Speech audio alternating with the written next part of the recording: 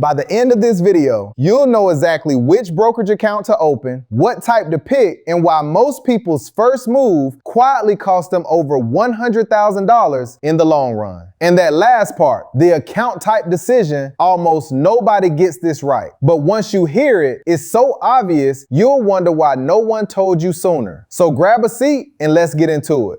Here's what most people don't realize. Opening a brokerage account isn't complicated. It takes about 10 to 15 minutes. You need 4 things: your social security number, a government issue ID, your bank's routing and account numbers, and a rough idea of your income. That's the whole list. No credit check, no minimum balance at any major platform. You can start with $1. Yet a finer study found that 41% of non-investors said they'd be willing to start with $500 or less. The barrier isn't money. It's not knowing what to expect and then freezing the moment the form asks something that sounds official. You know that moment. You're staring at a dropdown that says investment objective, growth, income, speculation, preservation of capital. And suddenly you feel like you're being tested. You're not. These questions are regulatory compliance, anti-money laundering, know your customer. There's no wrong answer that locks you out of anything. Pick the one that roughly describes you and keep moving. Same goes for the employment section, same for investment experience. Answer honestly, click through, and your account will likely be approved instantly or within a business day.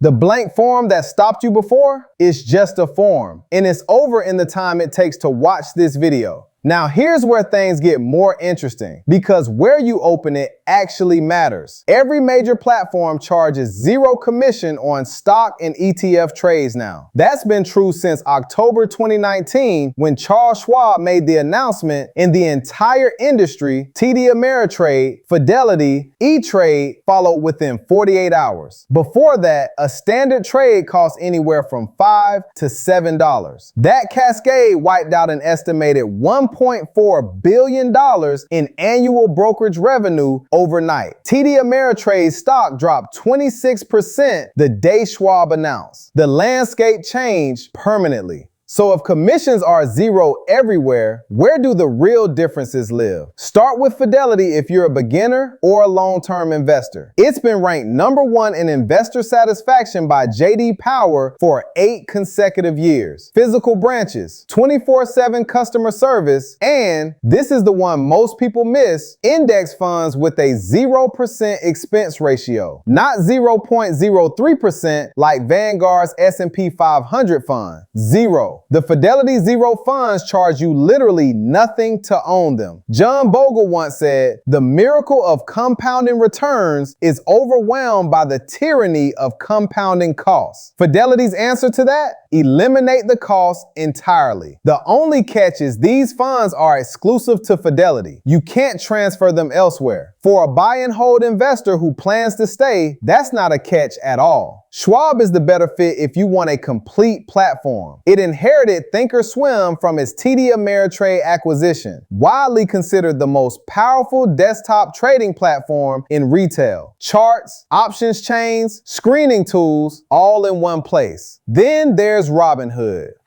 And here you need the full picture. In January 2021, during the GameStop squeeze, Robinhood restricted customers from buying shares while the stock traded near $480. Selling was allowed, buying was not. The stock dropped 44% that day. Millions of retail investors lost money. CEO Vlad Tenev was called before Congress. When asked to explain himself, he said it was a risk management decision. The clearinghouse had demanded a $3.7 billion deposit Robinhood couldn't immediately cover. A liquidity crisis, not a conspiracy. But the damage to trust was real and lasting. Here's the other side. Robinhood's product today is genuinely good. Mobile-first design, $0 per options contract versus the 65 cents Fidelity and Schwab both charge, and something no traditional brokerage offers, a 3% match on IRA contributions. More on that in a moment. Webull is worth considering if you want advanced charting and extended hours trading. 4 a.m. to 8 p.m. Eastern at zero cost. The asterisk. Webull's parent company is based in China, which has drawn scrutiny over data practices. You get to decide how much that matters to you. In Vanguard, if you're a pure index investor who plans to hold for 30 years and never look at a chart, Vanguard's ownership structure is unlike anything else in the industry. No outside shareholders. The funds own the company. The company serves the funds. The platform is dated, but the philosophy is unmatched. If this is clicking for you, hit subscribe. I put out videos like this every week. And the best part of this one is still coming. Okay. This is the part I've been saving for you. Most people who open their first brokerage account open a standard taxable account. They pick individual brokerage account from the dropdown, fill out the form, and move on. For a lot of them, that single menu choice will quietly cost them more than $150,000 over their lifetime. Here's the number that makes this real. If you start investing at 25 but wait until 35 instead, just 10 extra years, the difference isn't just the $24,000 in contributions you miss. The difference in your final outcome is $282,000. $24,000 of delay costs you $282,000 in wealth. That's compounding working against you instead of for you. Now add the tax layer. A 25-year-old who contributes $7,000 a year into a taxable brokerage account and earns a 7% average annual return accumulates around $1.27 million by 65. But when withdrawals start, capital gains taxes hit the growth. At a 15% rate on roughly $1 million in gains, that's $150,000 gone. The same contributions in a Roth IRA, that $150,000 stays theirs, every cent. Tax-free growth, tax-free withdrawals, forever. And here's what makes this almost absurd once you see it. You open a Roth IRA at the exact same platforms we've been talking about. Fidelity, Schwab, Vanguard, Robinhood, which adds that 3% contribution match, something no traditional brokerage touches. You just click Roth IRA instead of individual brokerage account in the dropdown. 10 extra minutes. That's the entire distance between paying $150,000 in taxes and paying nothing. One menu choice, $150,000. Let that sit for a second.